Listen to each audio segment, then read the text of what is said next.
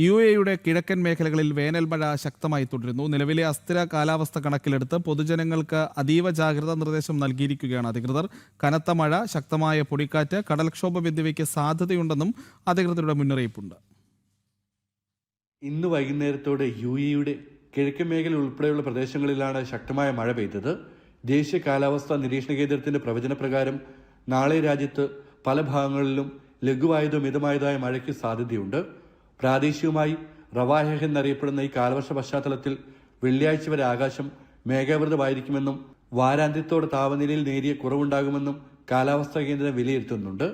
മഴയോടൊപ്പം വീശിയടിക്കുന്ന ശക്തമായ കാറ്റ് അന്തരീക്ഷത്തിൽ പൊടിപടലങ്ങൾ ഉയരാൻ കാരണമായേക്കാം.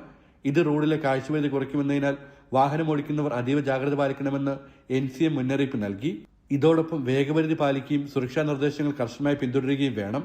മോശം കാലാവസ്ഥയുള്ള സമയങ്ങളിൽ റോഡുകളിലെ ഇലക്ട്രോണിക് ഡിസ്പ്ലേ ബോർഡുകളിൽ കാണിക്കുന്ന താൽക്കാലിക വേഗപരിധി അനുസരിച്ച് മാത്രമേ വാഹനങ്ങൾ ഓടിക്കാവൂ. കനത്ത മഴയെ തുടർന്ന് മലവെള്ളപ്പാച്ചിൽ സാധ്യതയുള്ളതിനാൽ താഴ്വരകളിലേക്കും വാതിലുകളിലേക്കും പോകുന്നത് പൂർണ്ണമായി ഒഴിവാക്കണമെന്നും പൊതുജനങ്ങൾക്കായി പുറപ്പെടുവിച്ച ജാഗ്രതാ നിർദ്ദേശത്തിൽ പറയുന്നു. ജനം, ദുബായ്.